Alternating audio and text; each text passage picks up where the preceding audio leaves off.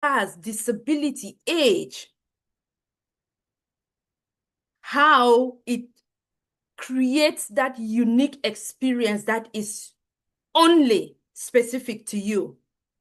And with that, it leads to either you being able to have some privileges or you being able to suffer discrimination, oppression.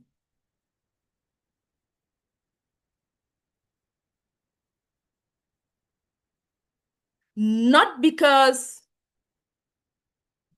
again,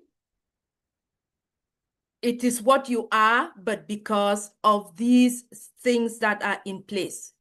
The system, the information, your upbringing, the awareness.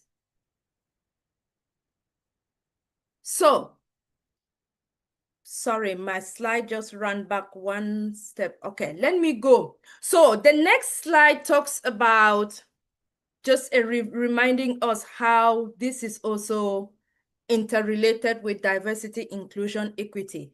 Again, bear with me, you know, we have had extensive conversations about diversity, inclusion. Intersectionality also is a very key factor when we discuss that. And it also transcends into unconscious bias because we cannot talk about these things without how they overlap with each other.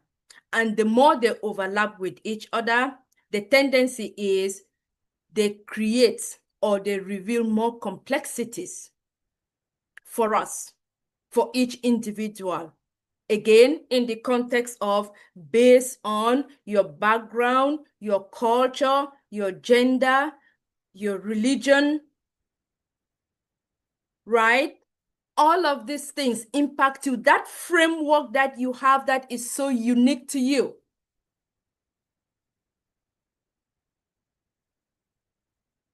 It overlaps with each other and it shapes your unconscious bias. And then sometimes you express this unknowingly.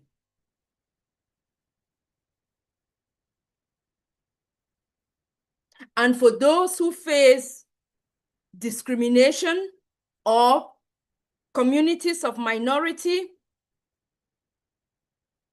the complexities even become more dire. Or the oppression may become even more intense. Meanwhile, on the other hand, those who do not face it, they enjoy privileges. And they don't seem to recognize that their actions, the stereotypes that have been created, are creating difficulties for other people and groups of minorities.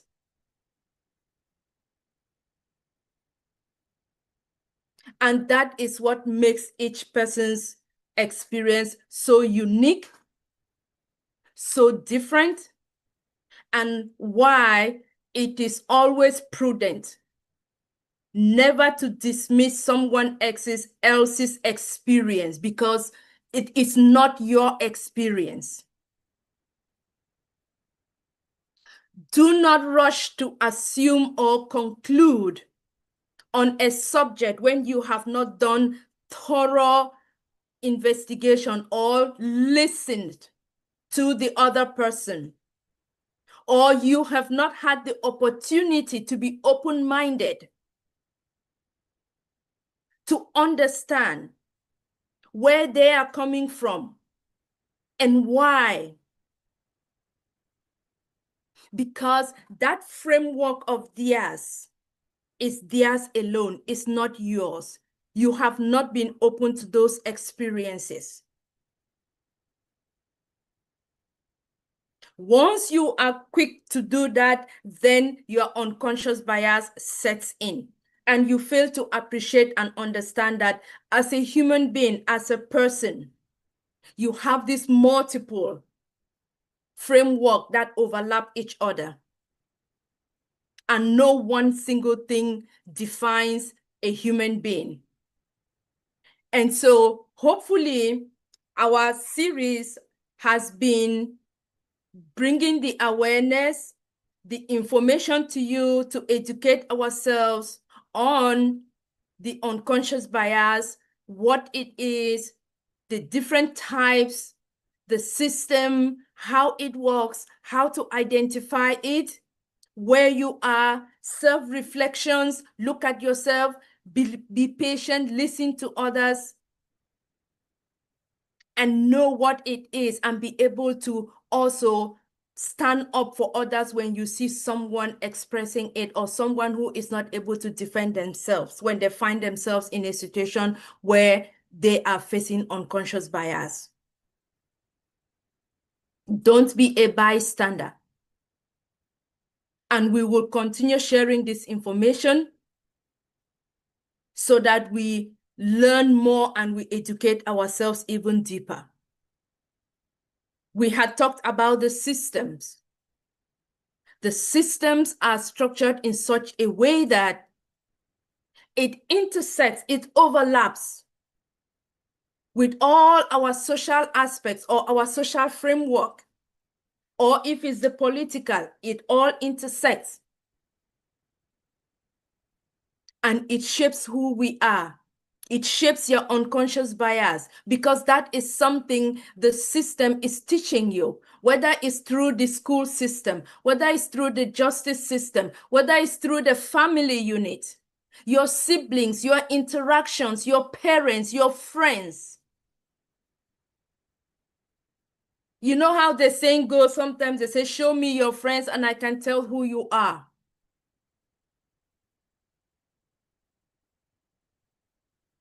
If the people you interact with are those that shape your biases to be negative and impact other people or target other people of minority, then that is what you are going to express in your life.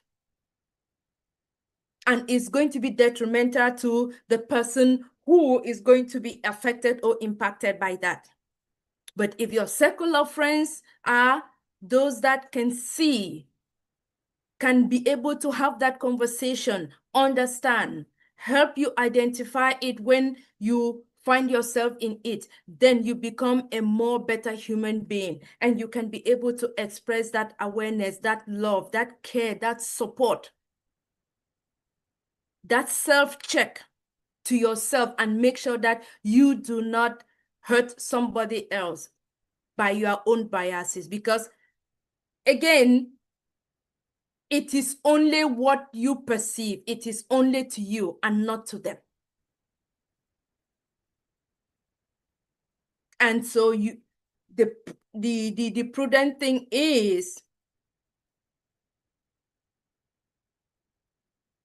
it will continue to shape your perceptions, whether you like it or not. It will continue to shape your behaviors, whether you like it or not. Consciously or unconsciously, intentional or not, in some way, this intersectional framework of our social life, our social being, our social aspects go a long way to shape the stereotypes that we carry. And it can either deepen the biases that we have, or it will help us to be able to identify them and work on them and be more better. And especially if we look at it through the lens of the other person, their identity, inclusion, including them in whatever we do or what we see. So let us try to bring this to more realistic conversation, reflective discussion among ourselves at this point in time. And please, this is where I will ask for your interaction, because your experiences is going to help others learn or understand better and be able to identify where unconscious bias come and how our social aspects intersect and impact or influences us. So I will begin with the first example of workplace policy. We are here because of our business. Thanks to our CEO, Mr. Ash Mofare, our business ONPASSIVE, while we wait for the next step. Dr. Derek talked of On News 11, which is up, and September is going to be a September with a difference. We look forward to it. Now, we are already thinking, what will those workplace policies be? What is going to be new that we are excited and looking forward to? Are we still going to hold on to some of those biases that we've been holding on as of now? Or are we going to look forward to this new step, to this new direction, and join our CEO in moving forward for us to realize this, our shared dream together, for us to stay in this commitment together?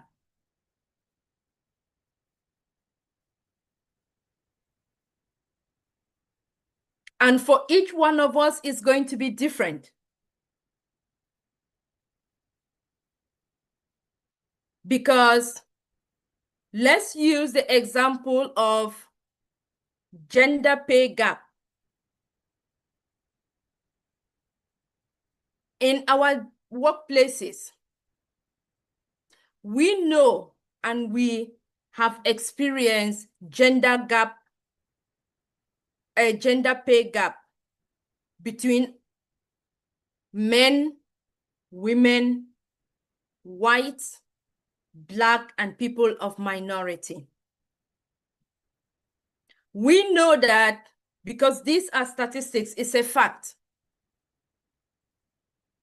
Gender pay gap at workplaces in corporate or in businesses.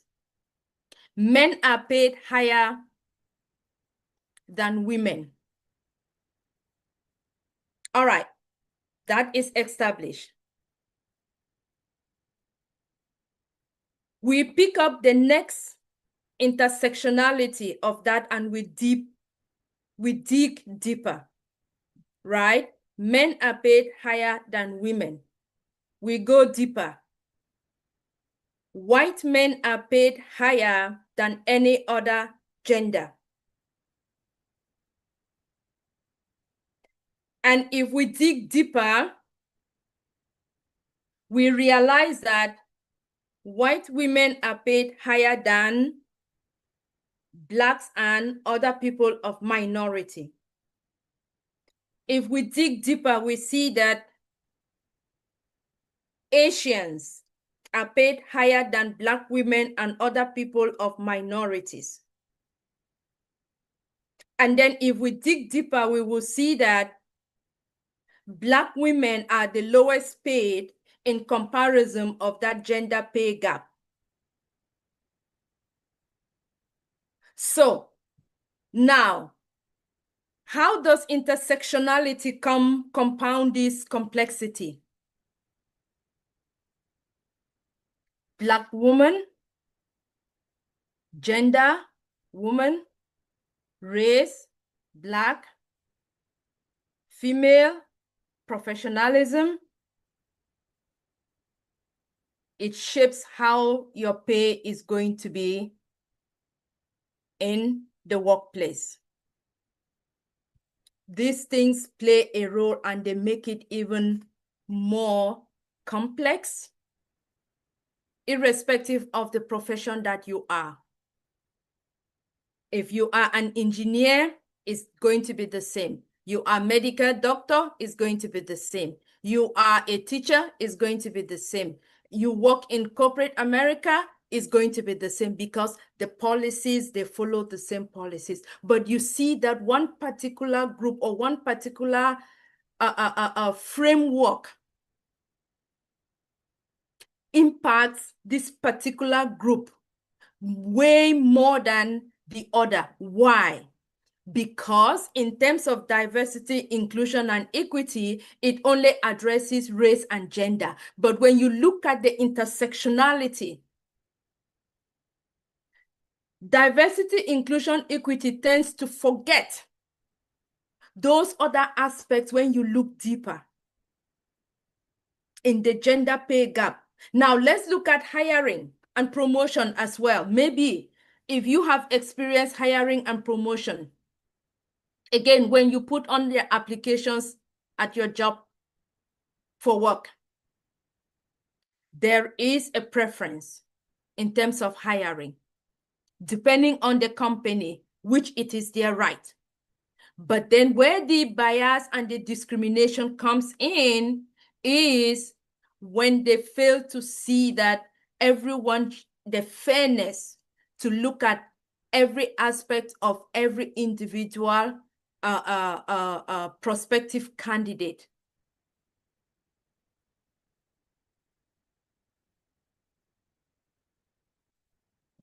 A male applying for a job and how fast they rise to higher promotions in businesses or in corporate world is way higher than women in general. And when you go down again, looking at another intersectionality frame of, okay, yes, men do, we understand that, but is it only because they are the only ones qualified that tend to get quick promotions to wherever they go? That is not entirely true. Why is it so difficult for women, qualified women, intelligent women who work as twice as hard as their male counterparts, do not get hired into those executive positions? Because the policies are there through the system that is in play that favors the privileges more to men and then oppresses the women or limits the ability, the skill at which women can progress fairly with men. And if you go down again or you dig deeper, you look at, okay, even for women who make it to the top,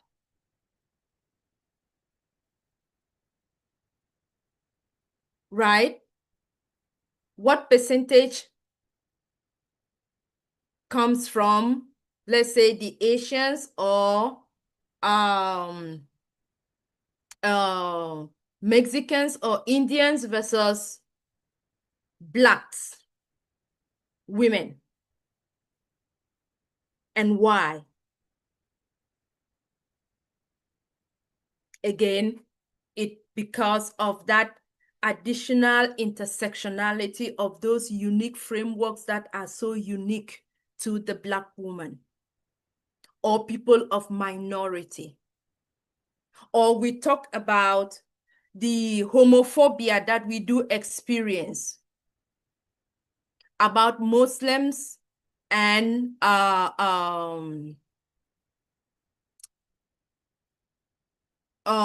so I'm pulling a blank. Yes, let me just the homophobia that we all experience in one shape, form, or another. Whether it's Muslims, whether it's Asians, or whether it's even us, the Blacks, or the Africans. No one community is exempt. Although some communities experience it a lot more at a greater scale than others. Why? Because we can clearly see that unconscious bias is there. And look at the targeted group. Women always tend to suffer more. Why is it that all the time or most of the time, those that we always find that suffer the most from that are women?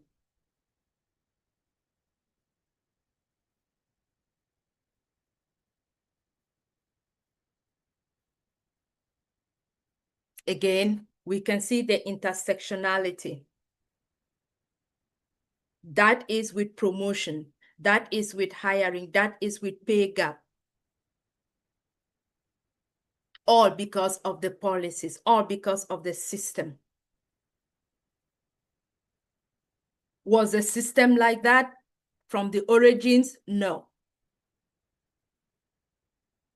It was built, it was created by someone. And now we are all through the system. We are taught unconsciously or consciously in some aspects, and we express that unconscious bias to fellow individual, one another. Let's look at the example of social assumptions. Tattoos. How many of us are quick to judge someone when by the tattoos they have on their bodies? Does it mean everyone that has a tattoo is bad? I'll share a story. Even back home, let me use where my own hometown or country.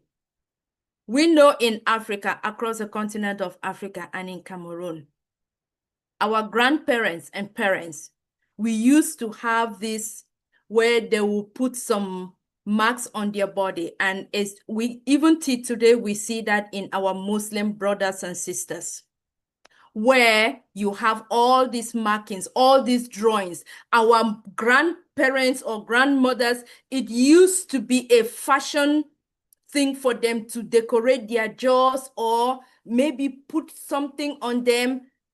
But to us, it was part of our culture, and it is still part of our culture. We do not judge them by having those tattoos. But why is it that in some contexts, right here in America where we are quick to judge people based on their tattoos?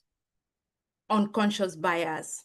You have not taken the time to know them better, to understand them better before you draw your conclusions. You're going with what the community, the society, what you are being fed.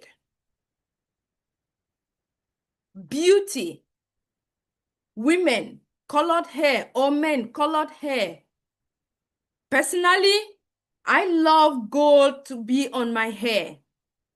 Some like other bright colors, blue, pink, green, you see them. Yes, it is their choice, but do not use that to judge them based on your own blueprint, based on your own background, that you are expressing unconscious bias. Rather, understand them, seek to know before you draw your conclusions. And in the same way, look at us, Africans or Blacks with our braids, right? The curiosity that is always there when we wear our braids. But guess what? Corporate America has decided and made the judgment that braids on Black women or Blacks is not wholly yet, 100% yet accepted in the corporate world.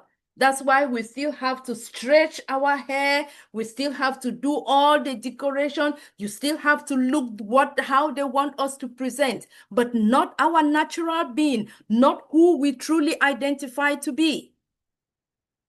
Why? Unconscious bias. The system is there, trying to control, trying to shape you, trying to shape your mind, trying to shape who you need to be. Because these things intersect. If we need to earn a living, we need to work. And if we need to work, we need to work in a corporate world or in the businesses or offices. And if we need to be there, then we need to follow the rules. So you need to intersect. So that intersectionality, if your employer understands you as an individual, with your diversity, inclusion, equity, and digs deeper into that intersectionality of truly who you are, and not only look at the surface of your culture, your gender, but looks at what makes you who you are, then you stand a better chance of fair representation of truly who you are and succeeding in what you need to do in your job, because you truly be yourself and you truly are represented, and it's going to be fair, not only to you, but to everyone. I mean, we can apply that when it comes to food, culture, dance, music, our language, all of that. If we want to use age, the young generation right now who are just impatient with our parents at home because of technology. We are quick to judge them. Oh, my mother she cannot even learn. That is your young son or your young daughter telling you that. Is it truly that you cannot learn, or is just that they don't have the patience to teach you, or they don't have the understanding to try to understand what best approach they can use to be able to help you learn and understand the technology? I believe if they come to understand what would be the best approach, because there is always one thing that will work better for you. Since it is not a one-size-fits-all, everybody doesn't learn in the same way, not at the same speed, but yes, you have the capacity to learn. That will just be something great. So that concept will apply in other examples that I've listed on this slide when it comes to housing, discrimination, immigration, or even the media stereotype. So yes, we can apply this looking at each scenario, life experience, and then we can dig deeper and then be able to understand each person as a unique human being and be able to have a fair representation and inclusiveness into our businesses, into our lives, into our families.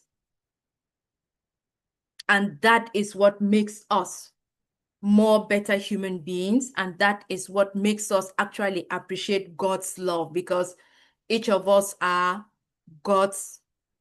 made in God's image and love. So yes, let me wait at this point and listen. I see Brother Pastor Shegun, your hand is up.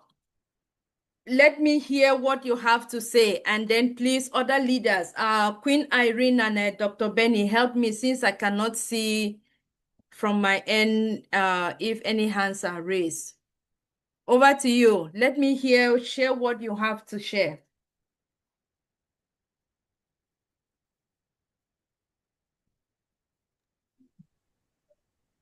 Hi, good afternoon, Sister Kanla. Thank you for the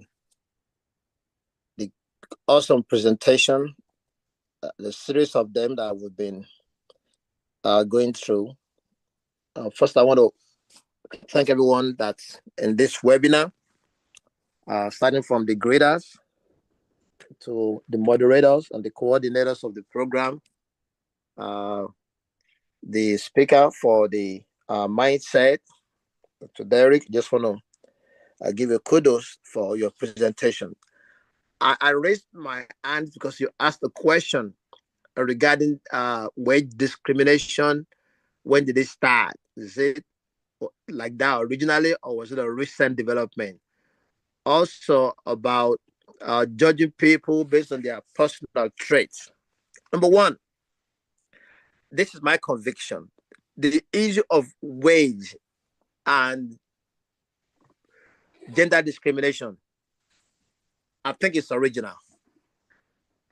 I don't think it's really developed. So we have these traits because of how we grow up, what we learn in different societies, different groups, as to say, oh, man goes out to kill the animal, do the farming. The woman is home raising the kids, which is synonymous in all society. As society grew,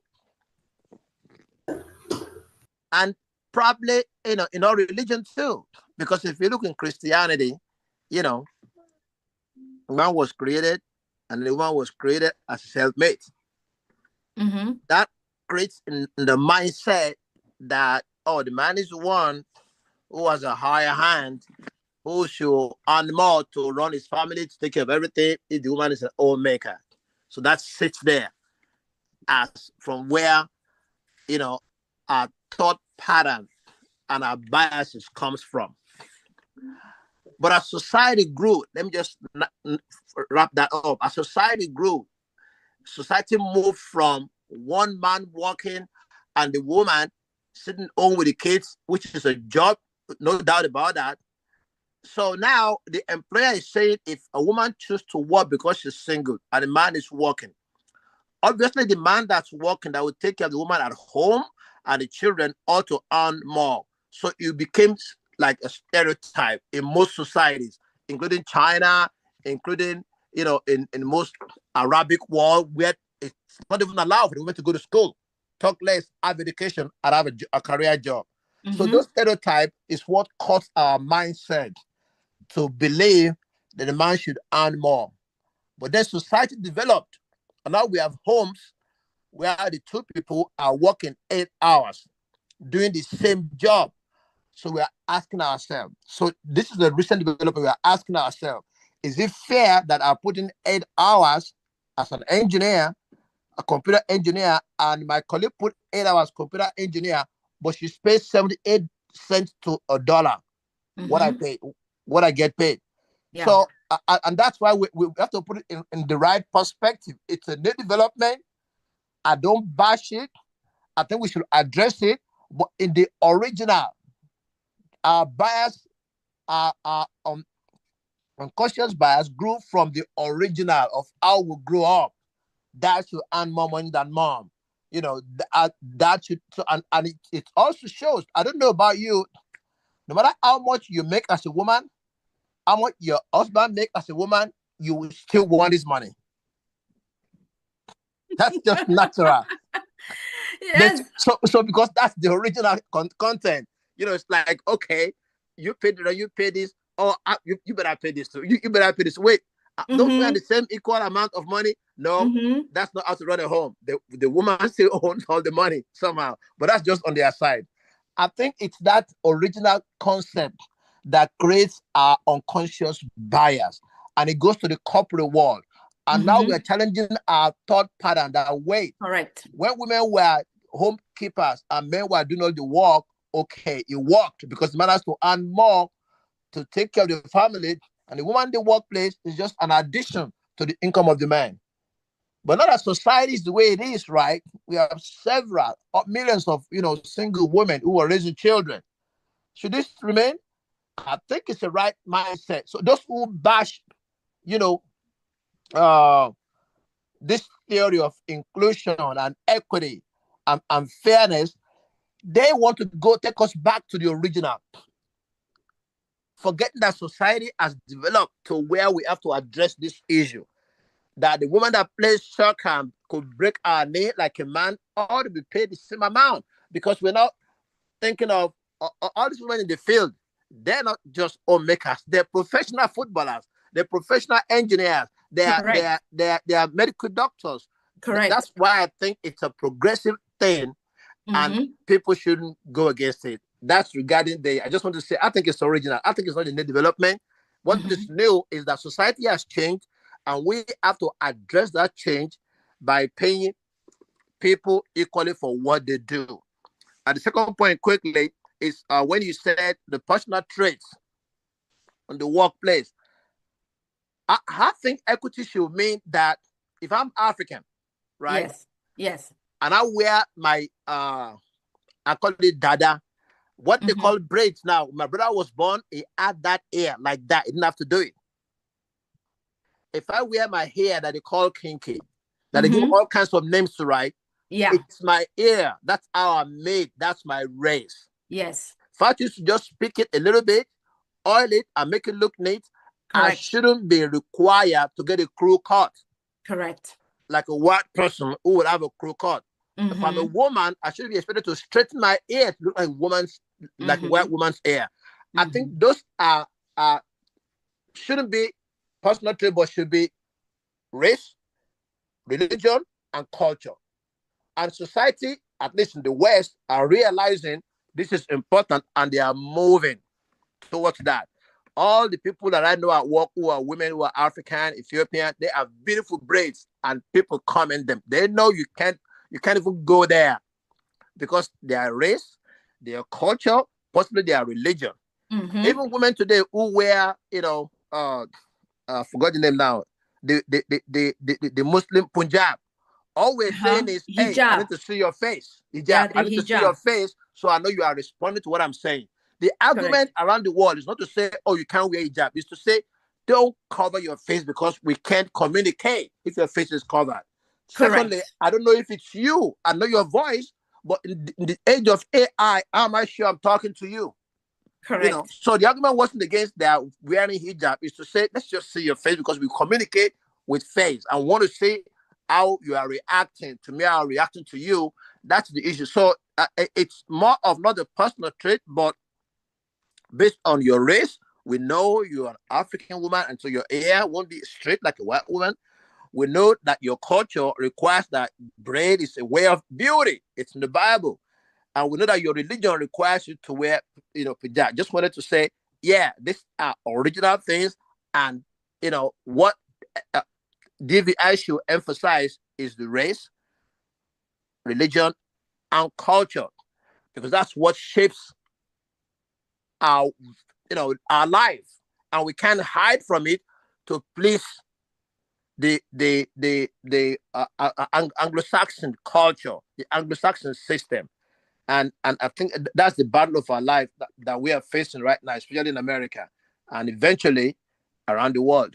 Again, thank you for your presentation and all your academic research. Thank you. I mean, yes, you are really correct. You summarized it well, and all the more reason why I said this is more of bringing awareness, educating, let us know that that is what it is, the progress that has been made so far. Yes, it is good, but we still have a long way to go. But if we do not recognize this, where we are, then you will not even know, because Brashagi, you, me, only a few of us, not many people will be able to dissect it the way you just did, which is good. And the more many of us get to understand that this is where we are, the progress and the systems in place, they are not perfect, but we are making progress. But you need to be aware, so you become an advocate, or you become part of that evolution. But if you are not aware, if you are not educated, then you will not even know. You will not even know the differences. And you will not even come to understand that all of these things are interconnected with each other. None happens in isolation. Not at all. So thank you so much. Yes, I agree. Hopefully there will come a time when we talk of DEI, we can be able to be more detailed and be inclusive with all of those additional aspects. Because as of now, when we talk of DEI, it's only the D that has really, I can say 60, 70, or 80% that has been achieved. The inclusion, we still have a very long way to go when it comes to the inclusion. Equity, we still have a long way to go when it comes to the equity. And why? What is holding us back? It's because of this. Whether originally it was because of the bias, or whether originally it came from our shared experiences, whatever it is that shaped it, it's going to be a journey. It's going to be an ongoing process for all of us to continue. But until we are able to get to that point where we can overcome the bias, we can overcome all these other intersectionality that we face, and be able to effectively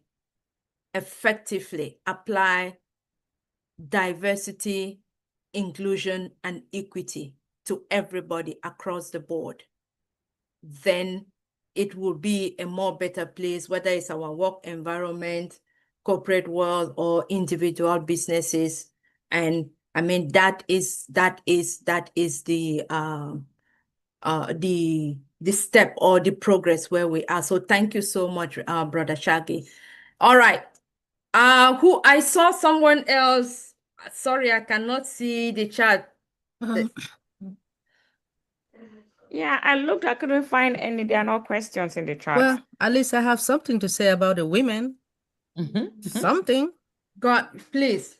Thank you. I agree with, oh, by the way, greetings to my queens and kings, and just want to let you guys know, I want to thank our Heavenly Father for bringing each and everyone this afternoon, evening, or morning. It all depends upon your location. King Pastor Segon, thank you so much for your answer when it comes to this women, men. Well, what I do understand that women and men, they should be paid equally in a workplace when performing the same role, right? If you are performing the same role, why should they pay a man more than me? I will fight for that. Now, performing the same role, if you guys have the same qualifications and the skills. So the principle also refer to what? Like equal pay of equal work. So it means that we talk about the fairness and the justice, right? Compensation should reflect to the value of work, not the gender, right?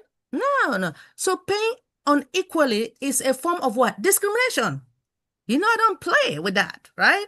And then we talk about what? Legal and an ethical standard. So many countries have laws, right, that requires equal pay, e.g., like Equal Pay Act in the United States.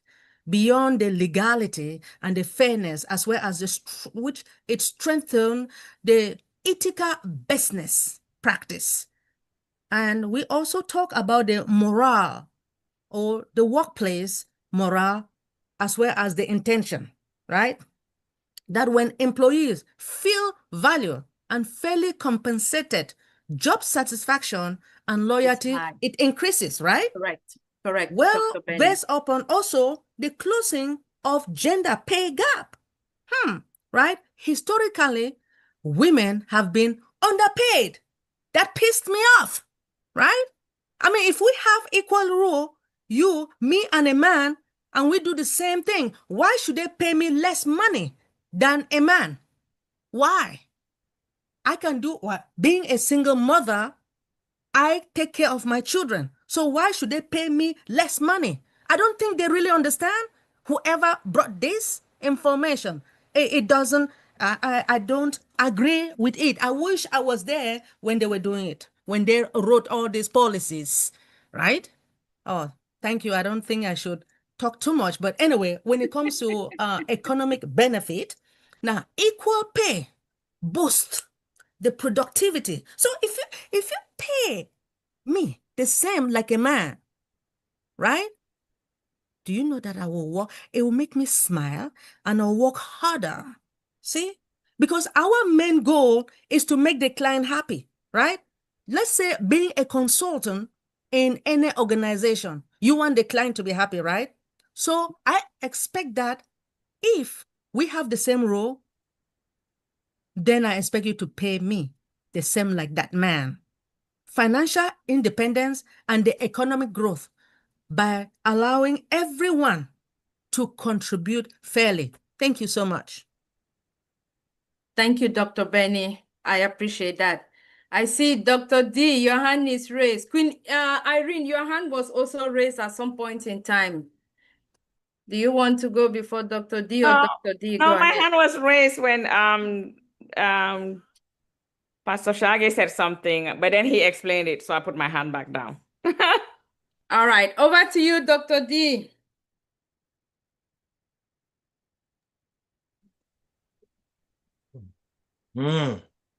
Peace, blessings, and enough love. For the benefit of Queen First Lady Dr. Benny and others, the job was always created with a bias. Let me say that again. Job, J-O-B, and that's why it's just over broke. Job foundation is on bias, is on the platform of bias. Job is on the structure of bias. And it will always, you could have bawl a little more, you could have cry a little more, you could have vex a little more, you could have depression over it a little more. It is always on the foundation of bias. And that is why you and I, hearing all of this information by Queen Kanla Ngeh, must leave the job and come over to business, because there's no bias in business. If I have a McDonald's restaurant and 20 people come in the McDonald's restaurant, they're not looking around to see if it's a woman in charge or if it's a man in charge. They don't care. They want to know that you're selling burger. That's it.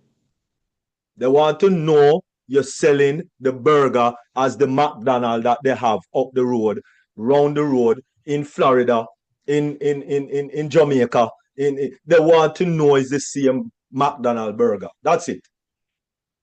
So let us move from the job, which is never intended to be equal. Never intended to be equal.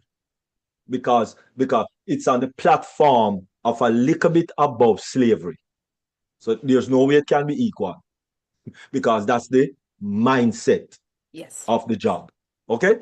And so whether you get into network marketing business, because when a woman, and that was why Avon was created in 1886, primarily because women could not own or have a business. And so that was the primary reason Avon and network marketing, multi-level marketing business was created, so that women can have equal opportunity when it comes down to business. Because business is just business. Yeah. Whether you're man, woman, boy, girl, pitney, it doesn't matter.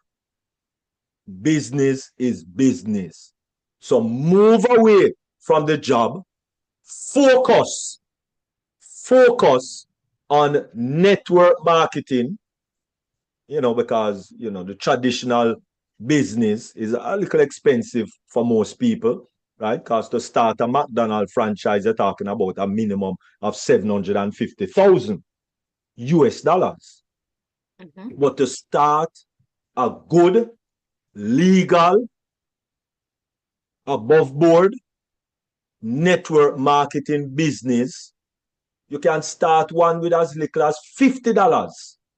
$50. $50. And it is good. It has no biases, because when the company said that they were going to pay you $6, it doesn't matter whether you're black, blue, pink, polka dot, or stripe. Doesn't matter if you're fat, slim, mager, big, brown, white. pink, it doesn't matter. Woman, what them call it, bisexual, lesbian, homosexual, it doesn't matter with business. It's the same money that you are getting in business. So move away, project yourself. If you want to get away from the bias, move into business. Get involved in a business. That's what I did since 2014. So I do have the bias. I do have that bias. All right. Nobody tell me when to go eat. That's a bias. You tell me when to go eat. Massa, can I go use the bathroom? No, hold on. John just leave and go. Me have to wait till John for me to use the bathroom. That's bias. You're crazy. You want to go use the bathroom? No. No. You understand? There's so many biases in the workplace. Yes. That it don't stop here. And we can talk till we eyes them blue and our face pink. It's not going to stop. All right? The only way you can remove yourself from it is if you're dead or if you're going to look at business. All right?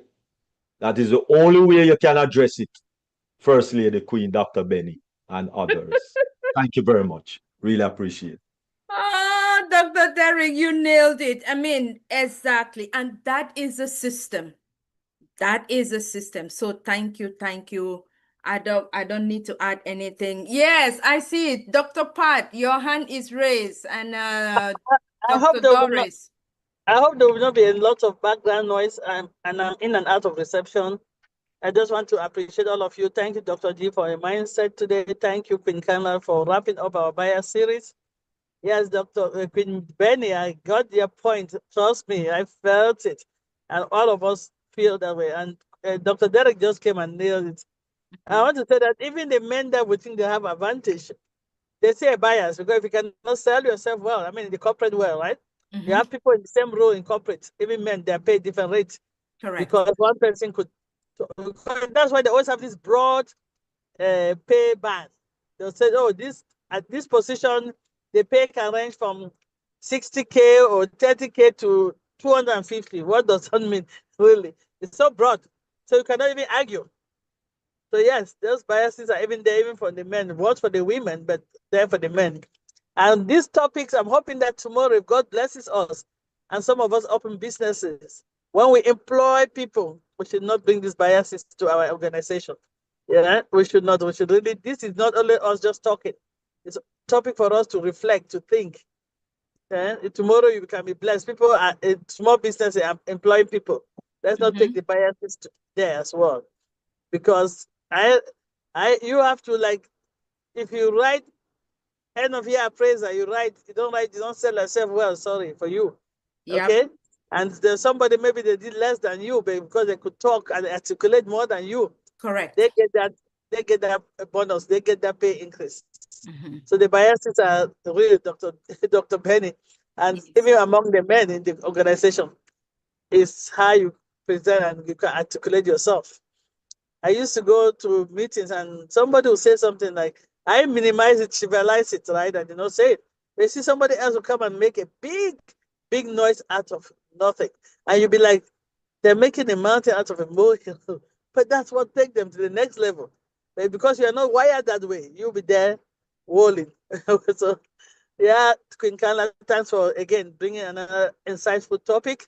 And as I said, these topics on the Dream Team, not just for us to come and talk about, it's for us to improve our own selves. Let's face ourselves, are there some included bias that may be through our background, maybe through our own bringing, that we have, that we have not really reflected on it? Let's do that as well. And strive to be the better self of us ourselves. I just want to say thank you. People are not seeing my face. I'm on the road, and I'm even glad that I could even be this long, because we're going in and out of reception. But we went to celebrate an 80-year-old, right? So it's good to celebrate life. I love you all. I will sit quiet for the next person to speak. Thank you, Dr. Pat. No, you nailed it. Yep, absolutely correct. So thank you. I mean, it was straightforward. We say it, and I totally agree. It is about the awareness. Yourself first, and then you will be able to know how to navigate the complexities that it comes with it at your job. So thank you. Over to you, Dr. Doris. Your hand is raised. Okay. Thank you for allowing me. Thank you for the presentation, all of you, king and queens, and the cow. Love you all. Thank you, Dr. D. Yeah, actually, what I've seen is that we have erred from the beginning. Humanity have failed God. From the beginning, it was not so. We brought in our own ideas, and it's affecting us at the last hour. In my country, the biases against women, I will talk about that first. It was the year 19 something. They went for, they said, Beijing conference. The women came back. They started advocating for women's rights and so on. Some are good. And what they were screaming about is what men can do, women can do better. And they started. Yes. And formerly, most of the women are housewives, and some became home-based businesses. And some of us went on networking businesses. It helped me a lot. So I said, I go with Dr. Derek. I wrote under networking business. There's no biases there, you see? And it's good. Actually, I have not went after my national service and other things that I did for people and the volunteer work and so on. After that, I went into network business and I was not working for anyone. So all this bias and co, I don't know about it. I came here not to work, especially to be with my grandchildren in the US, but the plan have changed. My son and the wife got divorced because my son wanted to move to another business, and the wife said no, he doesn't like that. They were arguing. My son left and they had a divorce. So instead of me going to be with the children and the family, I have to move with my son, and now I have to work. Here, none of my certificates back from Ghana is valid. They say go back to school. Go back to school. Any mean job, they say your certification, your resume. I've never written a resume before. I don't know what a resume is.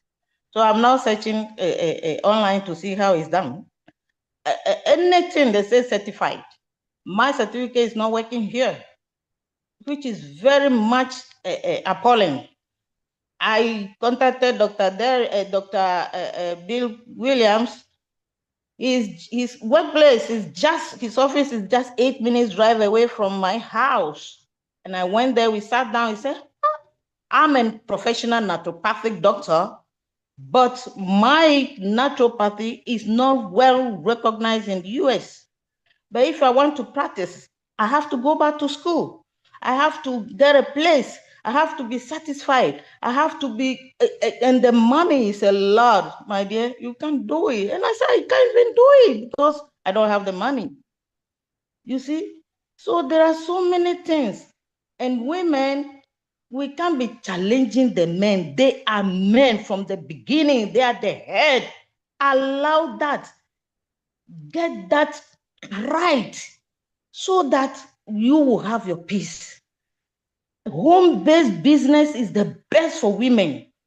I was doing that and I took care of my children. I was with them. If I will hire somebody to network with me, that is that. But I stayed home with them. I do home business. It is a lot. It goes a long way to help your family. women should stop arguing with men, who is the head, who should do better, who should do what. Here they say men and women, they have to contribute before you eat, before you pay rent, everything you have to contribute. And somebody says the women are still looking for to get from the men. I have not experienced that things. You see? So please, we have failed God from the beginning. Women are supporters. They are to help the men. But we say we can be on top, which is failing us. You see, so many things we have put into it. When we want to go back to the Bible now, you will know that this tattoo issue is not good for Christians. It's a sin. Instead, our bodies are God's temple. We shouldn't touch it with anything. Even the white with tattoo is very nasty. I don't like to say it. Me, you see, you are red, you are color, you call us black, and you use black to paint your body. If you see some people's hand and so on, macho skin and their chest and so on, even some faces, they use it on their faces. It's nasty. Even a long hair for men, the Bible says, 1 Corinthians chapter 11 is 20 something going. They said a long hair is for women and is their beauty and glory. But if a man have a long hair, even nature sees that it's not nice. They look like mad people. And it's true. If you see a man who have a long hair, if you want to go to the Bible now, you see that we have disappointed God so much. We have caused all of this. Thank you so much. I won't go so far. Somebody should come in. Thank you all. Thank you. Thank you, Dr. Doris. Wow. I like your perspective from the origin of the Bible. Yes, what you said, I listened, but again, I will say that what Dr. Derrick said was, and which is what I am saying, we have evolved. Things have changed. The way life has changed. It's no longer the way things were. Some of those things that are good are still good, and we maintain it. Nobody is challenging how the originality of how God created us and how life should be. But all we are saying, or what the purpose of the presentation is, the fairness. Whether you are a woman or whether you are a man, irrespective of what language you speak, how your hair looks like, where you come from, your race, none of that should be a reason why you should be compensated. You should be paid less than the same person with whom you're doing the same thing, the same skills. And that is where this presentation, or where the purpose I'm trying to achieve, the awareness, some of those things. Again, we did not create them, but because of the society, the structures, they are there, and we are trying to navigate it. We are trying to live in it and make the best use of it, but while at the same time keeping those that are from the Bible, which we respect. Okay, but I know not everybody will be the same. I hear your point where some women are challenging their men. Yes, that is the case in some places. That could be a fair point of conversation or discussion, but yes, what the focus we are is in the midst of all that overlapping of all of these aspects. Can you find fairness? Can you find that in whatever we do in life, at your job, whether you are an individual business owner or you work with an employer, wherever you are? So thank you. Thank you for that feedback. We appreciate it.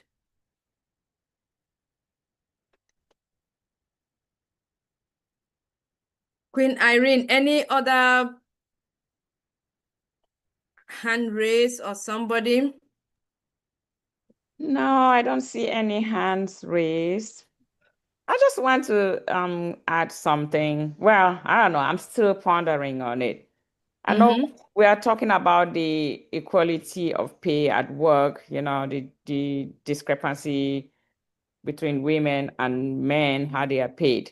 But there's a lot of unconscious bias going on that how do we even address that? Like, okay, the racism thing, the gender discrimination. I mean, and so much going on. How do we address that?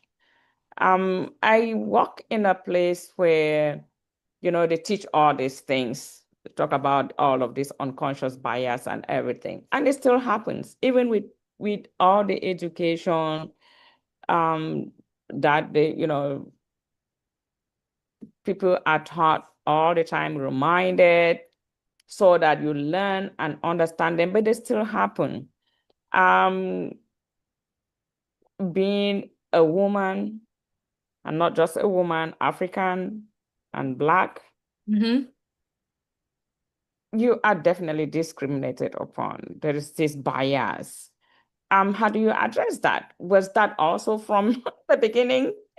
Well, I mean, so that's what I'm sitting here thinking, okay. I mean, I feel like the other race looks at us Blacks as if we are harmful, as if we are I don't know, second class, or you know, and these are things that some people created it to get opportunity, or privileges ahead of privileges others. over.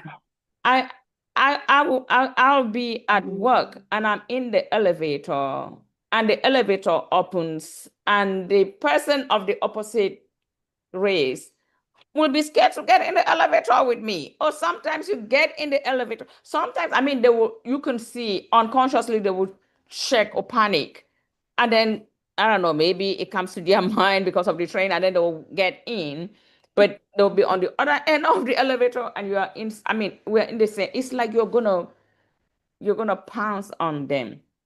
I really don't want to take too much time, but my brother-in-law explained something to me at one time, and for some reason, I just see this race bias thing like what he explained. So my daughter was helping a friend to keep their dog while the friend traveled. It was a puppy, but it was a pit bull.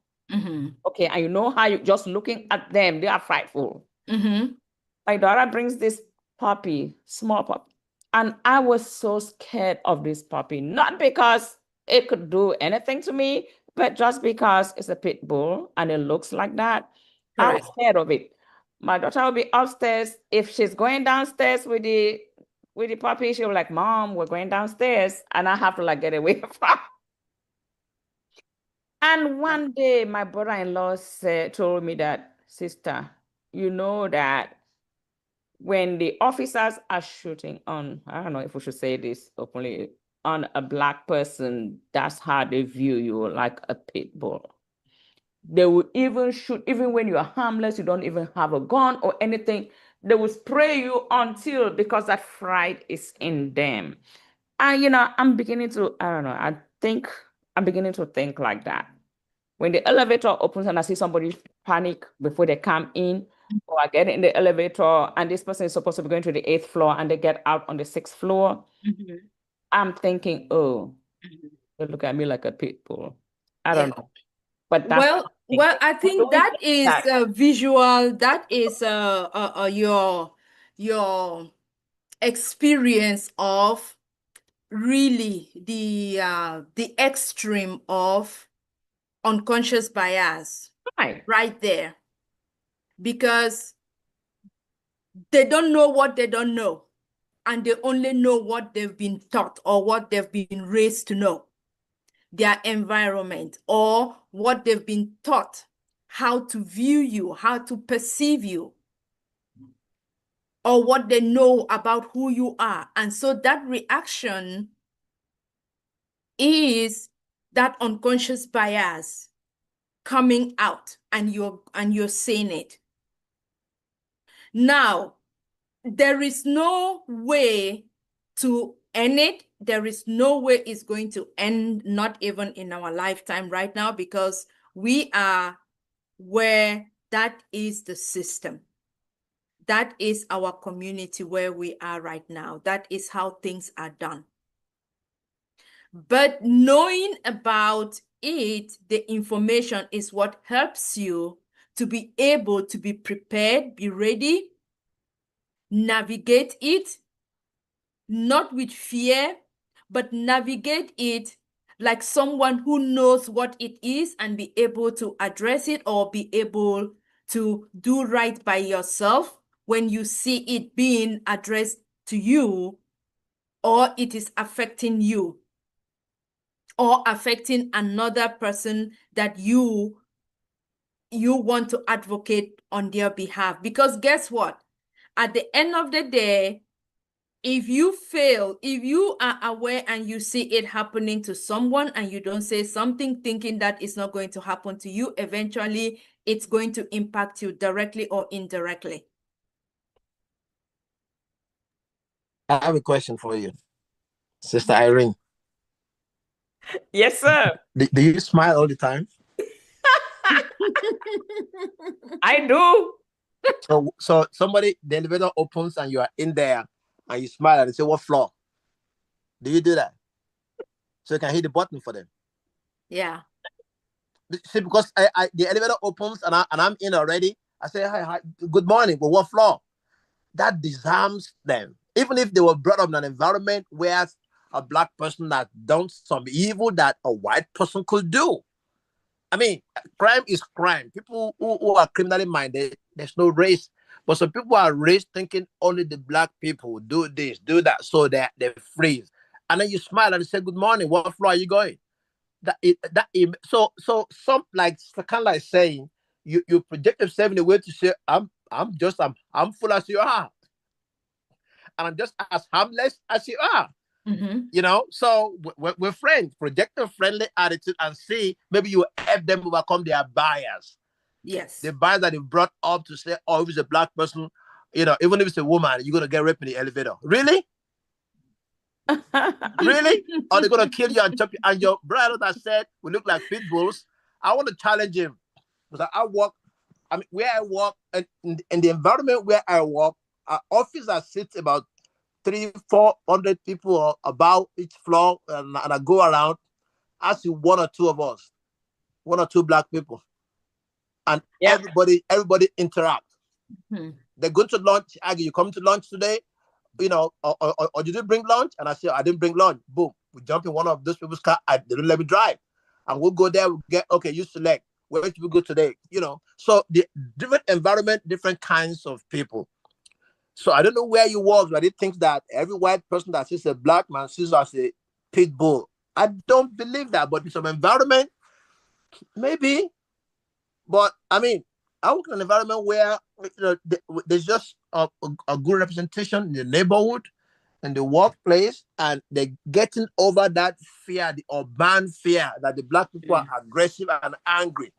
They're getting past that, knowing that we have a reason to defend our employment, defend the money we make from there, defend our lifestyle, that we're not there for that purpose. You know, so again, as Kanla said, we can project friendliness where we know the person that's coming to the elevator probably has an inbuilt, if it's the son of one of those people that lynch, you know, black people all this time, they still think, oh, this is what we are. I have a friend that I said, you are one of those that are tolerating blacks. And he was very angry. He was very upset. How do I say that? I said, let me explain to you. Every time we talk about this diversity, you are totally against it. Let me ask you a question. You know my friend who's white, who probably has children that has developmental issues. Do you know this DVI that they are calling out will affect them? Correct. And they started to wonder. But the target was black, but they cut it all across. So why don't you see people for the content of their character, not the color of their skin? Why you tolerate? So there are people that they've just been built up. Their intrinsic, thinking is the black is evil. Even among these young generations, they are just not behind us. It has to be maybe middle or your age, my age, up and a little below. The new ones coming are really better. Let's face it. Now they might be wild with all kinds of things. Most of them are colorblind. Yes. I could be wrong. How they interact with the internet, how they relate to each other, how they talk. Many of them are colorblind. They've gone past that. But there's a bunch of the children of people of our age, especially maybe 40s, 50s, who still are that buyer because of their desire that they should be having everything. So they see you at the workplace and think you are a threat. You shouldn't have that job. Yeah, there are people like that. You disarm them. You just disarm them by just being, nice. So now they pay back by being nice. Hi, Miss Harlan, what floor are you going? When I get in the elevator and somebody comes in, I hit the button for them. Exactly. And every time I get in there, somebody hit the button. They ask me what floor. Too. They hit the button for me. So we can't get in there and just be totally immersing ourselves, frowning. Maybe I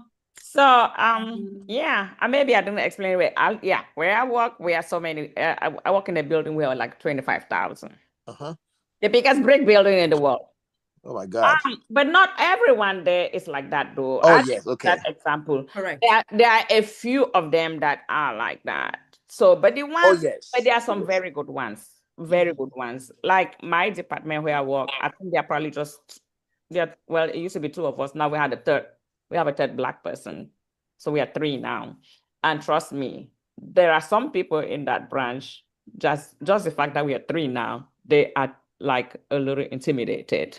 Oh yeah. So that always those feel. And it's not you, it's not us. We don't look like pit bulls. Oh no, we don't. Evil. They are evil that's tormenting them. I disagree with the brother-in-law.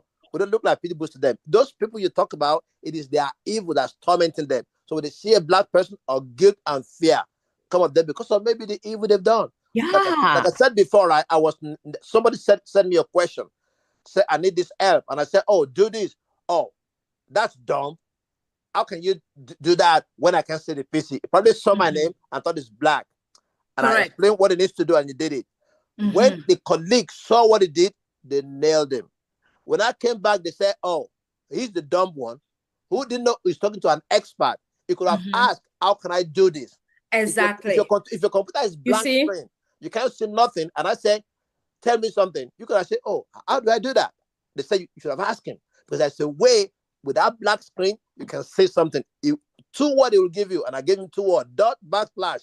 And then he was shocked. So it was his bias to think definitely it's an African or black person talking to me. What? So so those people there, and then they told me that they have concerns with him with his competency as a scientist. So you see, they have their issues, and they put that issue on people they see. But don't let it push you down. Just be nice to them. So we can bring them in, but we don't look like pit bulls. We look more beautiful than a lot of other races. They know how we handle age. They tell me all the time, they say, what's your age? You're gonna say no. And then they show me the person in the office who's that age. See how he's literally drooling, and you still look this way. They say black people, all their age, better. They don't say we are pit bulls. No. I totally disagree with that. But those few we can't. Those few Brother we cannot leave them out. Yes. Brother Shaggy, I mean, I understand let me take it further. Thank you for that. That imagery of a pit bull is just one example of how they were raised and what they were taught. That's it. Educated about who a black person is. Yeah. It's a black person that said it. It's a black person, or is your brother-in-law white? No, but we have blacks as well. I mean, in as much as we are talking about the bias, it's inclusive. We have other blacks that are biased too. So if this black person too was raised by a Caucasian or the other race, and they are taught to hate themselves and hate other blacks, which is what we know. We see others. So yes, they can do that. So that is how they perceive, because that is what they know. Some see it in different imageries that are presented of who truly we are. And that is why sometimes you see someone look at you like you're nothing. And it's very easy for them to just address you sometimes disrespectfully, discriminate, and do whatever they feel that their privileges bring them. But ignorant of the fact that, or limited of the fact that it is their unconscious bias and sometimes the intentional bias that they have grown up with, what they have been exposed with, or even sometimes they are directed to do. In the case of a system where we have the systems that are there to ensure that they continue this bias. So, Sister Irene, you asked the question. Yes. If you listen to what Sister Pat, Derek, who said, be in business, unfortunately, we can't all be in MLM. You got to have a job, we have a career, we have a profession, and we're doing just fine. He said one of the ways to get past that, like Sister Pat also mentioned, is your excellence and projecting ourselves. Correct. You know something, right? In that conference, hit it. You say something to your colleague and they say, oh, that's very good. Find a way, and we're in a good time now. If you have an idea to express, do me a favor, before you go to that conference, that meeting with your boss or anybody, say, ChatGPT, how do I express in the corporate environment? You've given words and pronouns that when you say it to yourself, you will feel good. I wanted to meet somebody, and in my typical British way, I put the word together. I sent it to my son. When my son sent me a 3-line statement, I felt I was on top of the world. I sent it to the person, they called me for a meeting. So ChatGPT is helping, AI is helping to frame the word the way that don't worry about your accent. They will hear those words, and they will freeze and then record or type it out to go look at what it means and call you back. And then when you go for that meeting, when you go for that end of the year review, they will give you far exceeding requirements. Correct. That's all we need to do, to just project ourselves. Because in African way, oh, you don't sell yourself. They know you. No, they don't know you. You have to say it. And there's a better way to say it for us now with this ChatGPT. It will give you the frame to put there to say the words that are used in the corporate environment, that they are versatile with, because it's their first language, not our first language. And once you use those keywords, those key principles, believe me, they don't know where you are. They don't know where to place you, especially in your profession. It's your profession that is difficult for somebody to pay you below a man, because they know how important you are in the field. You tell them how much you want to earn, and when they say no, you go elsewhere. So again, your question, how do we go past it? Hey, express yourself. Let them know the content, of who they're dealing with, and make it bold. Because the salary difference comes when they do those review. They advertise the range they're paying. And you go there, and if you don't get the top range, you're not taking the job. But then the next year, it's going to be you and the other race going for a review. They'll give you 3%, I reject not. The other person will take 5%. How do I get it 5 and not get it 3? When we just, project ourselves, like Sister Pat said, we have to be able to, make known what we know and not be timid, which is, again, our own cultural bias to ourselves, our cultural upbringing. Don't sell yourself. No, you have to sell yourself. That's my answer to that. And things are getting better. Honestly, all what we're talking about, things are getting better. No, absolutely. It's getting better. Thank you, Brother Shaggy. Sister Irene, also, if like what you're describing is another good example of what we know that happens is whether you are a Black, whether man or woman, successful in business, right? Do you still know that you are still judged? They still look at you as if you're not qualified, you're not intelligent, you don't know what you're doing, and your business is a fraud? Oh, yeah. They always tend to look at you in that case. Even when you come, you go, we know of incidences where You go to the bank, you are trying to do business with a bank, a financial institution, and you are turned down because of who you are. But if it were someone of a different race coming, they would have attended to them. Or even while successful in your business, and you're trying to go out in your to do your business, has anyone have the experience how you're treated when you're flying out? Successful Black men or women trying to board a flight first class. Yeah, yeah. Even the hostesses, they don't even Or think. even the hostesses. It's like, so would you I would not judge them or be quick to perceive them, but based of their actions, what they do, I can be able, with my knowledge of unconscious bias, I can be able to determine exactly where they are coming from. Because some of them are acting intentionally, and some of them you see that it is unconscious. It comes across, and they don't believe you. Why would they not believe you? Is there anything different between a successful Black business person and a successful white business person? Success is success. Fairness is fairness. Win is win. So, but why is there always that tendency to not believe one and then believe the other, or work with one and not work with the other, or tend to find ways to legitimize the other, but then you recognize the other?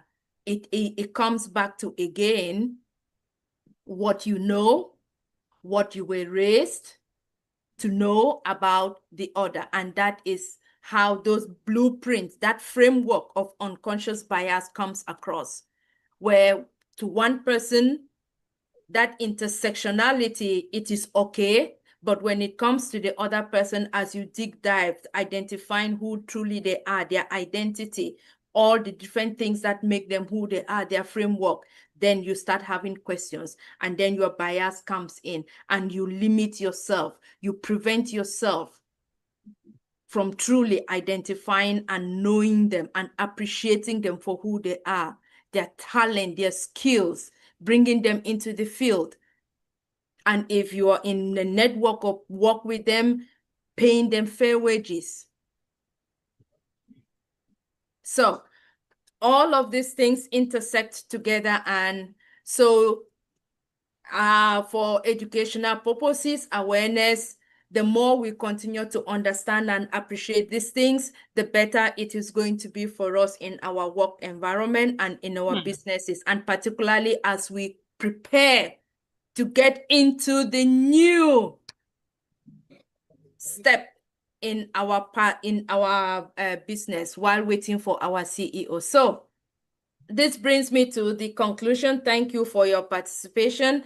I hope that by us having this conversation, sharing these experiences, it's going to help us a long way as we continue this journey, and being able to identify these biases that we have and be much better individuals, whether in our individual businesses, together as team colleagues, together in our platforms as we work in leadership, and also in our personal lives. So thank you so much.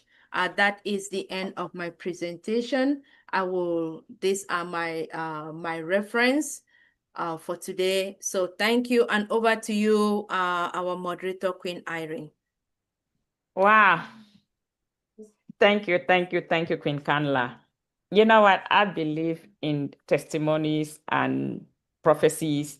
Like, do we see how our mindset today and this topic kind of like complemented each other? That tells you that it was meant to be. Yeah, while we wait, all these things that we are listening, that we are talking about, discussing, listening to our speakers talk to us about, they're preparing you for the future. When you know these things, you know what? Once you know this, whatever that the world does for you, whatever that your job or the other race or sex or whatever do for you, because you understand it, and you know that it's unconscious bias or whatever it is, you're not going to get depressed because, oh, I was in that job and they're paying my coworker more than they pay me and I do a lot of more work. But because you already understand that and you know that, oh, these things are existing and that, well, you really can't change it. There's not much you can do about it. You're going to be fine. There will be nothing like depression because of that. And I always tell myself, I do my work as if I'm doing it for God, not for my human masters to, appreciate me or reward me for it. I know that at the end, I'm going to get my reward from the man above. When you have that in your mind, just do the work. Working as a nurse, I do my work, not because I want my boss to see it and reward me or whatever. I do it for the outcome of what I'm doing, the outcome of the patient, the outcome of the goals of the my department and all that. And well, if my boss sees it and feel like, well, I can reward her for it, fine. But I don't do it for that. Once you already have that in mind and you're doing your work, you're not going to get depressed because they're paying you less, or just do it because this is my job. I do it with joy. Some people don't understand why I'm always happy. I do my work. My work is done on time and I'm fine, happy, smile all the time. In meetings, you just do it. Talk with your head high up. Don't feel like, oh, because I'm Black, I'm African, my name is different or whatever. No, I don't think that way. I know my job. I say it confidently. Don't let any question embarrass you. And even if it does, if it's something that you don't know, you have a way of making them know that, yeah, I don't have this answer now, but I'll get back to you. Don't sit there and baffle or say something that's going to come out wrong. So, yeah, there are some of these things we cannot change, but if you know that, you will be fine. And don't let it get in your nerves or get in your bones. So thank you very much, Queen Kanla. Like I said, this is preparing us. It is preparing us for life, for the future, for our day-to-day activities, our day-to-day encounters with others, our day-to-day activities. And it would be costly if we had to go to school to get this done, to get trained for this, but we're getting it here for free out of love. So thank you very much, Queen Kanla, for all the work that you put into the research that you did to bring this to us. And thank you everybody for participating. I was sitting here and listening, and I'm sure you guys saw me. I was going like this and going like this and listening. I'm like, trying to visualize it, how things go on, even at where I work, and how I interact with people, and how what I've gone through since I came from Cameroon to the US. And I'm like, yeah. And I'm still here, no depression. Let's all take it that way. So thank you very much. So before I know that we already discussed this. I don't know if we still have any questions. Sorry, I was talking like I'm. So anybody have any other questions? Anything you need to ask our speaker for today before we let her say the last word?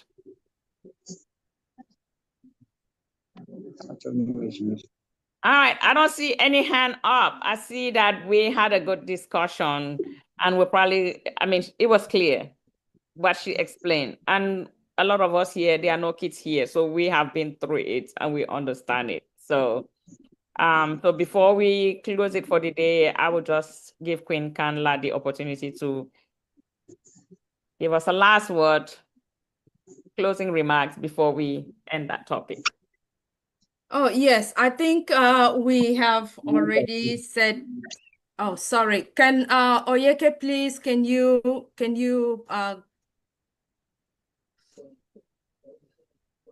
please stop your video? You need to look decent before you come on video. Thank you. Don't worry, I stopped it. I don't play.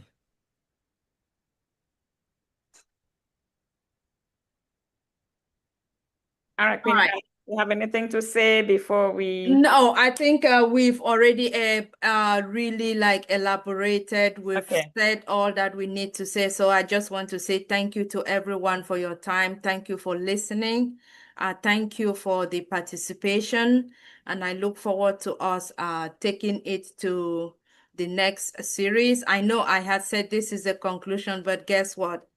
It's like there's always something that comes up and you're like, okay, it's not yet finished. So I'm already thinking of maybe the next series we head into intentional bias. And we take that aspect of it, so we bring it full circle, and then hopefully with one more series, and then we can round up, because all along we've been talking about unconscious. So now let us take the other half of it, and then we bring it full circle. So that will be the next series, which is going to dwell on that aspect, and then we can look forward to 2 more, and then we round it up. So thank you all. Thank you, thank you, thank you, thank you, thank you. All right. I guess that's it for the day. So I will hand it back over to Dr. Derek. Dr. Derek, over to you, sir. For the updates, right? Yep. All right. Mercy. That was a wonderful, awesome presentation there, Queen Kanla. Mercy. All right. And I tell you, the conversation just kept flowing. But listen, you and I not going to stop it. All right? You could have ball a lick of blood. Still not going to stop it. Biases is based on a person's perception, and you cannot get rid of person's perception. Black is bias against black. White is also bias against white. Indian against Indian. And it goes on for varied reasons, for varied, belief system, etc., etc. Atheists is biased against Christians. The list goes on and on and on and on. From once a person have a choice, and we are not living in love for each other, then there will be biases. All right. Until we can live in love with each other, then hey, good, if we can live in love. But we cannot at this time. So I think that will be reserved until Christ come back again and we go live in heaven. And when we're living in heaven, those who make it to heaven, I guess, will live that blissful moment of total bliss, love, and happiness. But that is to come. All right. So for this time, if you need to have equal pay or equal earnings, then you got to do a business. That's the only place. And Robert Kiyosaki bring us to that awareness in cash flow quadrant. If you're working a job, that will be it. If you're working self-employment, it's a little better. But when you get over on the right-hand side of the quadrant, then business is where things start to look up. And then when you're an entrepreneur investor, where you invest large sum of money, like $500,000, then it's just what the stock or whatever you invest in. The money is what speak, and every money green, all money green. in the US, and all money is maybe of different color or what have you, but it's there's no bias with money. Money is of different color, different shape, different size, but there's no bias with money. You just have to find the equivalent, right? So if they say euro, then you have to just find the equivalent to the euro. If they say US, you just have to find the equivalent. If they say British pound, then you have to find the equivalent. But there's no biases with money. So, you know, when you become an investor, then, you know, you're good to go. All right, good to go. But business, then there's no biases with business. No bias with a woman, with a man, without, you know, you're fat, you're slim, you're ugly, quote unquote, because there's nobody ugly. You're pretty like First Lady Dr. Benny. You're good to go same way. You know, it doesn't matter. All right. So business, get into business. That's what we are here for, to get into business. All right. So please get into business, and so you can remove yourself from the biases of the job. Because that's where the biases is, the job, right? Mostly. Okay. And so as we look at what is happening, oh mercy, when we look at what is happening for us in ONPASSIVE, we recognize that if you look in your OES, then you will find that there is some awesome updates, especially the results of the survey. So let us quickly take a look at the results of our survey, right? So for those who might not be able to access their OES for whatever reason, because yes, you do have persons not able to access their OES for whatever reason, unfortunately, whether internet issues or whatever it is. And so let me just share with us that information, right? Okay, so if you remember, the first question was, how committed are you to reach our big, bold, beautiful, shared dream?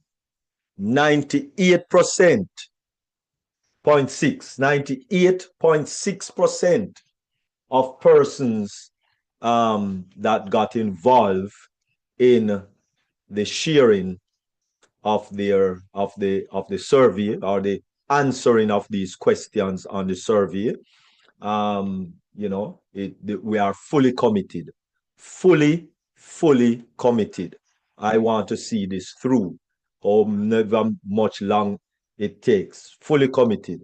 All right. The second question was, how long are you willing to stay committed to achieving this dream?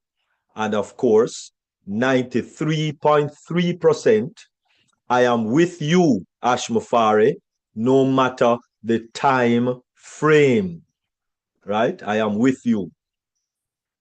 And then the last question, number 3, to reach our destination, the vehicle we have been using may not be enough. Which best describe your view? And 87.8% says that I believe that we need a new, strong vehicle to get there. All right. And of course, there was some statistical graph of the trends for the first statistical draft, of course, is where most of the information came from, which you saw that most persons are using mobile, which is over 5 million people are using the mobile, right? And you might ask, how is it 5 million people answering, or over 5 million people are answering, when there is only 1,000,000 400,000, thereabout, for 1.4 million founders. Remember, for about 8 months that we opened the floodgates and persons could actually come and purchase OConnect, right? And have access to OConnect. And that was for about 8 months. And so you can see that a flood of persons just within 8 months came in and was moving with ONPASSIVE. All right. So that is where that amount come from. You also see it in this, that most of those persons came from India. Over 4 million persons that was actually coming out of India that actually did the survey. And, this is a pie chart, as they might call it, of what device was being used, right? Whether on the desktop or the mobile. And the biggest one, of course, is mobile devices. And the last graph is telling us what web browser was used. And of course, the largest amount came from the Chrome mobile, right? Chrome mobile. So that is a breakdown of what took place on the survey that Ashma Faris shared with us, so that we could actually see exactly what took place. So Ashma Faris said it's time to move forward. It is now time to move forward, right? The negativity of the past is behind us, and there is no need to look back. So let us remove the negativity of the past, right? That chapter is closed. And as we know, that's because the SEC has closed everything, and we are all in the clear, especially his wife, that was also finger pointing at her also. So it wasn't just Ashma Faris, but also his wife that was receiving the brunt of the discrimination. All right. And the bias, the brunt of the bias from all over. Okay, so all of that is behind us. So let us pull back the curtains and reveal some astonishing details you haven't seen before.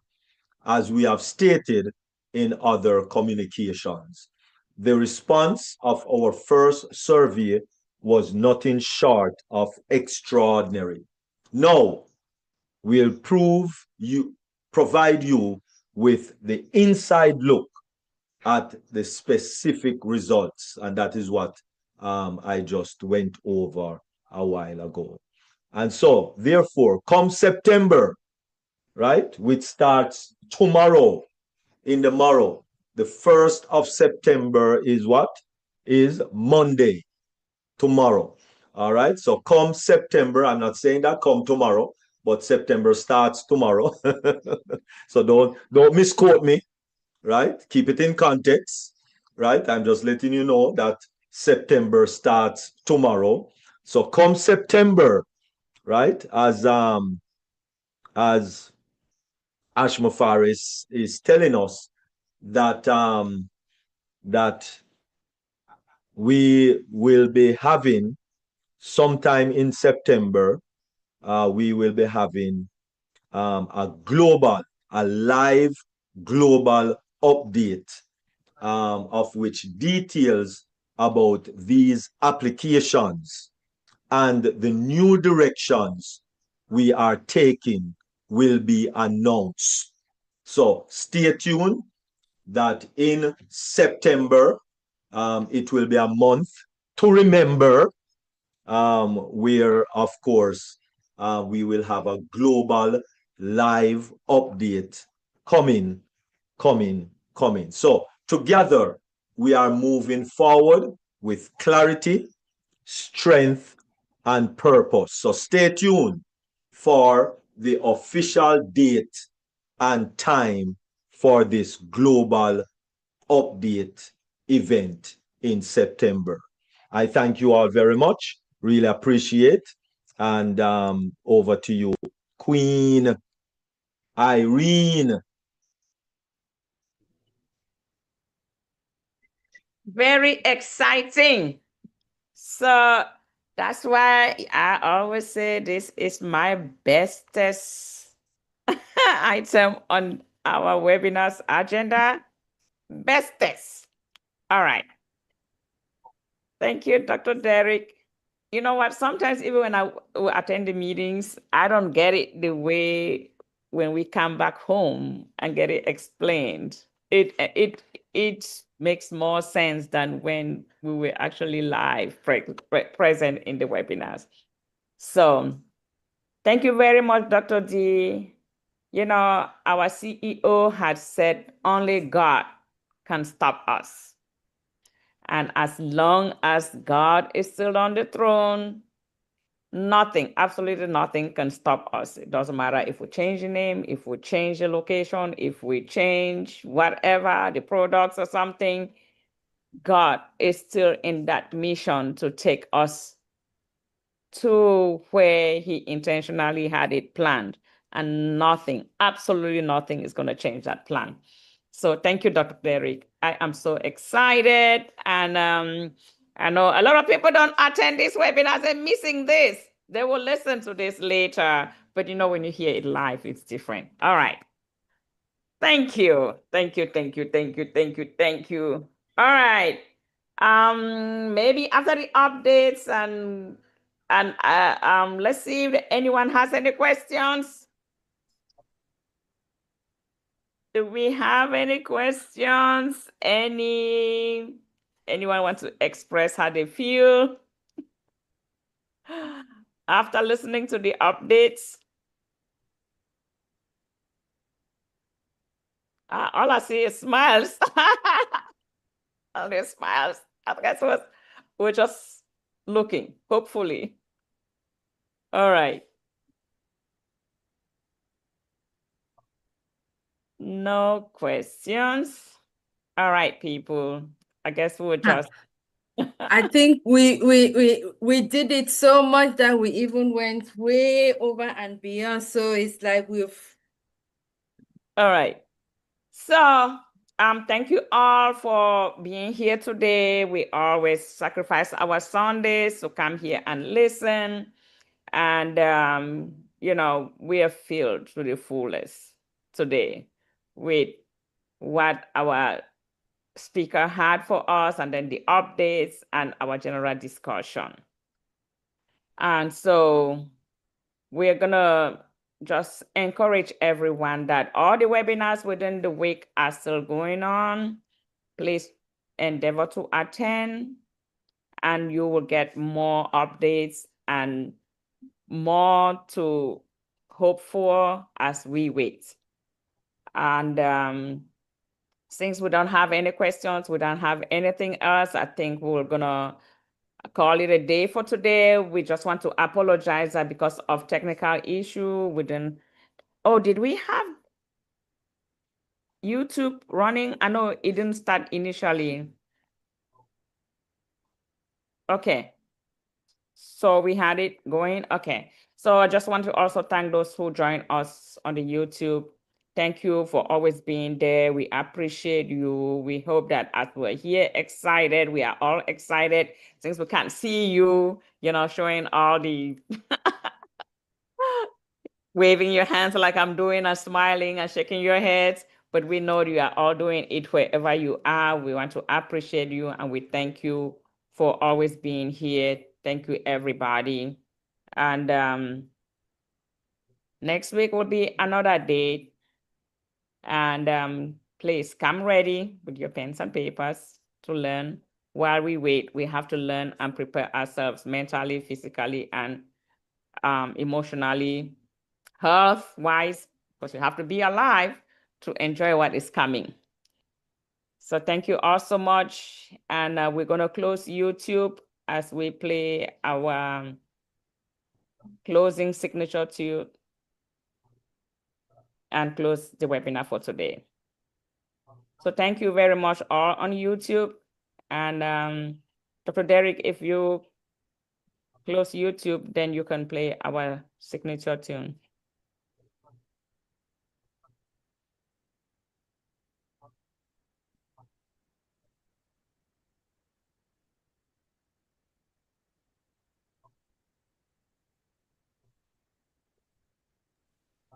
Okay, wonderful. Peace, blessings, and enough love to you. Thank you all very much. Really appreciate, really appreciate. And at this time, yes, there is about 320 persons on YouTube. So yes, there are persons on YouTube watching you 300? know, Wow. the biases that is going on. All right. Okay, so don't worry about that. So anyway, thank you all very much for joining us on the varied YouTube platform, and also on here live, our queens and kings. Just want you to remember that come in tomorrow, the 1st of September 2025, we do have Queen Miriam with Mindset Monday. And of course, weekdays, Monday to Friday, you have the Yvonne duo, Queen Dr. Yvonne and Queen Yvonne Finn. Hopefully, she will be much better by tomorrow at 1 p.m. and weekdays, 1 p.m. Eastern Daylight Time, with One Nation. And of course, Tuesday and Thursday at 7 p.m., you will have Deep Dive, Globally Changing Lives. And in the morning of Thursday, then join O Passion, Singapore, Malaysia, there at 8 or 9 a.m. Eastern Daylight Time.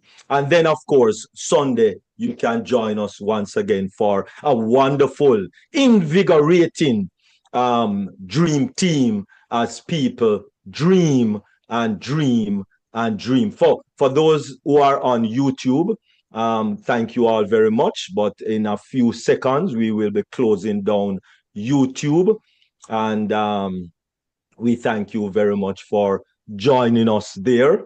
Really appreciate, really appreciate, really, really appreciate. And so at this time, we just are going to say take care. Oh mercy. Need other mouse that is on the ground. Don't know how it reached the ground. But thank you very much, YouTube. Take care, and you have yourself a wonderful week.